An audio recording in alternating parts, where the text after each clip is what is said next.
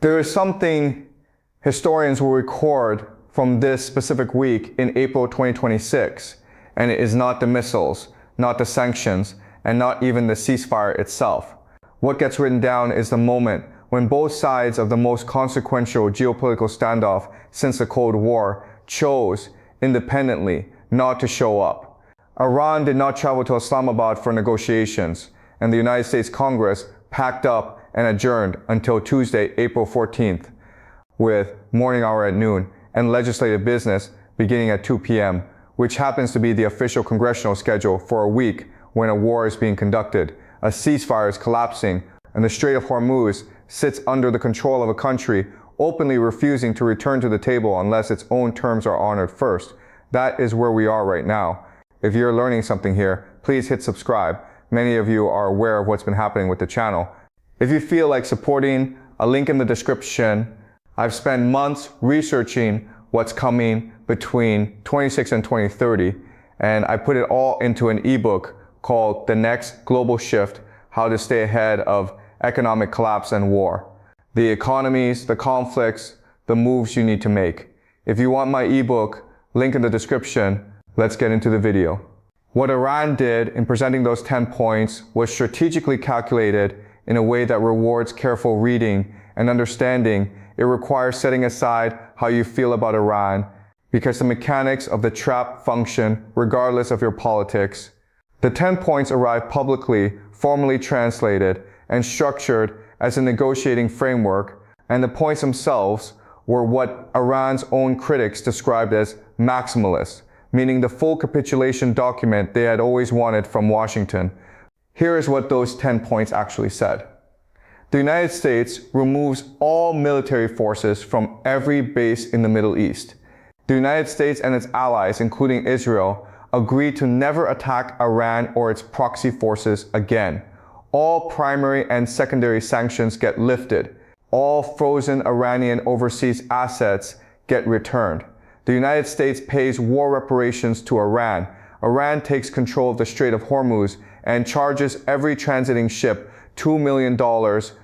And on the question of nuclear enrichment, the document offered deliberate, calculated silence. The trap built into that structure had no clean exit. If Washington accepted those terms, Iran collected its victory without firing another missile, and if Washington refused, the negotiations collapsed, while Iran already held the choke point.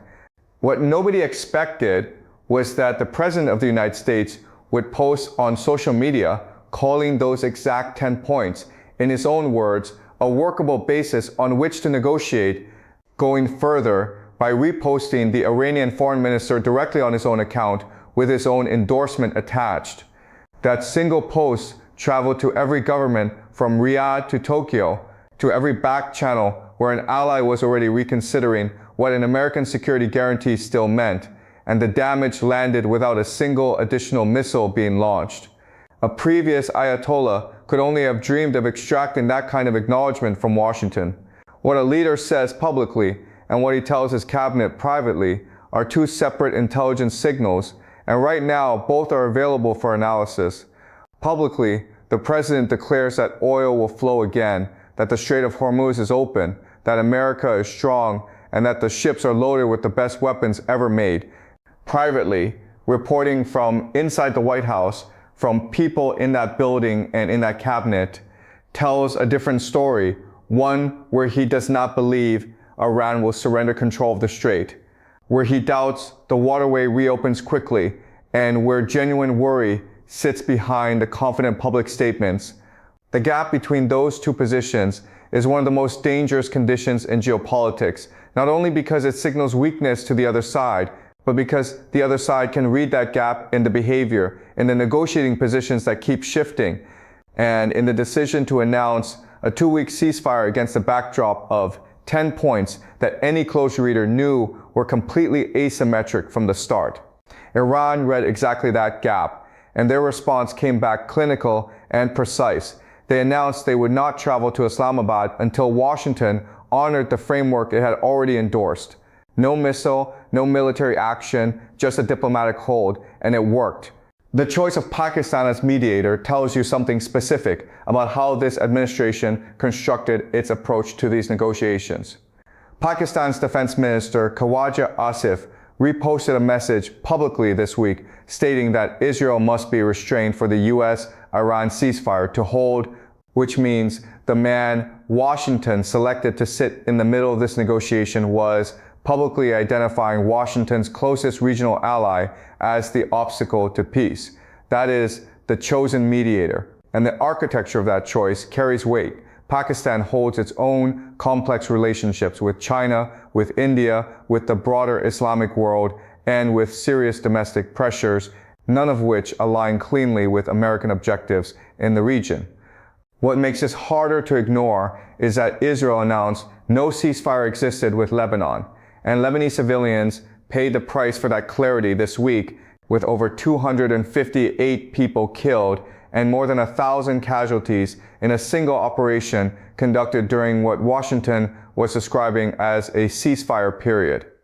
When the mediator says your ally must be restrained and that ally is simultaneously running operations of that scale, what you have is not a ceasefire, but a temporary pause in selected categories of violence while the underlying conditions remain completely unresolved.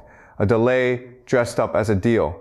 Article 1 of the United States Constitution assigns the power to declare war to Congress, not to the President, and the founders designed it that way because they had watched what unchecked executive war-making produced in the monarchies they had just separated from.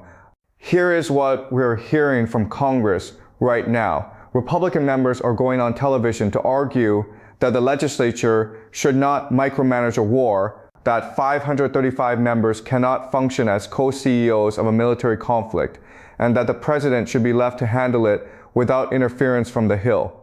That is not a defense of executive competence. That is an abdication of constitutional responsibility wrapped in the language of pragmatism, and the House then adjourned to underline the point. Structural analysis requires being clear about what follows. When the body constitutionally empowered to declare and oversee war removes itself from the room, the war does not pause alongside it. It continues without correction mechanisms, and errors made in that condition tend to build on each other rather than resolve. The compounding is already visible, and it is happening in real time. The piece that most commentary is missing right now is also the piece that will carry the most weight 5 years from now. Every Arab government, from Saudi Arabia to the UAE, to Jordan to Egypt, constructed its security architecture on a single operating assumption that the American security umbrella was real, that American military presence, diplomatic weight, and financial leverage added up to a genuine guarantee, and that accepting American preferences on oil production, military procurement, and diplomatic alignment was a reasonable price for that protection. That arrangement never appeared in any formal treaty, but it functioned as the operating system of regional security for 50 years. Now, those same governments are watching a ceasefire in which Iran received implicit control of the Strait of Hormuz, watching an American president publicly endorse terms that include the removal of all American military bases from the region, and watching the negotiating baseline shift to a document that Washington itself would have vetoed at the United Nations 2 years ago. The question being asked quietly in those capitals is whether the American security guarantee still means anything, and if the answer tilts toward no, whether they need to build their own deterrent capability. That question, circulating through enough capitals at the same time, is how regional arms races begin, how proxy conflicts harden into direct ones, and how a Middle East that was slowly moving towards stabilization through the Abraham Accords and normalization tracks snaps back into a pre-1973 logic where every state calculates survival on its own terms. What we are watching right now will be recorded as the first instance in American history of a president starting a war and losing it by himself without suffering a conventional military defeat on the battlefield. And that distinction matters because it describes a new and harder to explain category of strategic failure. The hardware is still there, the carriers are still in position, and the bases technically remain operational, but the strategic outcome has already shifted. Iran controls the choke point. The Iranian framework now anchors the negotiations. Iranian terms set the baseline for any future agreement, and the rest of the world is calling Tehran, not Washington, to understand what just happened. That shift arrived not through military failure, but through diplomatic collapse, negotiating incoherence, and the inability to distinguish between a social media post and a binding geopolitical commitment. The post-World War II structure, the Pax Americana, the security guarantees, the dollar-anchored trade system, the assumption that American power formed the floor under the global order, none of that is ending because of a battlefield defeat.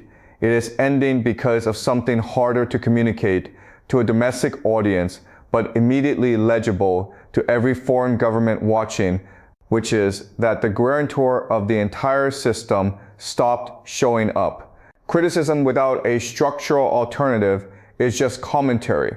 So let me lay out what coherent strategy in this region actually requires. The first move is reinforcing the Abraham Accords with a genuine air defense architecture that ties Gulf states to Israel and to each other, creating interlocking deterrence that no longer depends entirely on American presence to hold together. The second move is serious investment in the India-Middle East Economic Corridor, the ports and pipelines that connect the Gulf to Europe directly and bypass the Strait of Hormuz, which reduces the leverage value of that choke point over time through infrastructure rather than military force.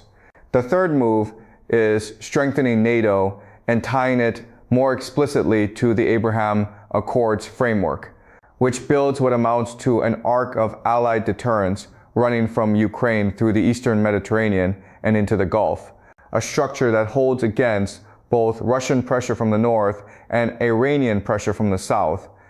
Alongside all of that, Congress needs to return to war and peace decisions not as a micromanagement body, but as the constitutionally designated authority it was always designed to be, with a 2/3 Senate vote required for any agreement that trades American military presence for Iranian restraint, and a war powers resolution that reestablishes the principle that restructuring the entire global security order is not a decision one person makes alone. That is not a partisan position. That is what the constitutional design was built to prevent. Empires rarely collapse in a single battle. They collapse in the accumulating distance between what they say and what they do, between public confidence and private worry, between constitutional obligation and convenient absence. This week, Congress went home while a war ran without oversight. Iran declined to travel to Islamabad while the ceasefire it nominally accepted continued to collapse, and the Arab world took careful notes about everything it witnessed. A document that no American president should ever have endorsed became the working baseline for whatever negotiation comes next in one of the most strategically consequential regions on the planet. And that transition happened not with a dramatic announcement, but with a social media post that passed largely unremarked in the domestic news cycle. Historians will not write primarily about the missiles or the fire. They will write about the quiet week when both sides of a world-defining confrontation looked at the negotiating room and found it empty, and they will record carefully what that absence cost. Stay with me, because this story has a long way left to run. This is the video today. If you want my ebook, link in the description. See you later.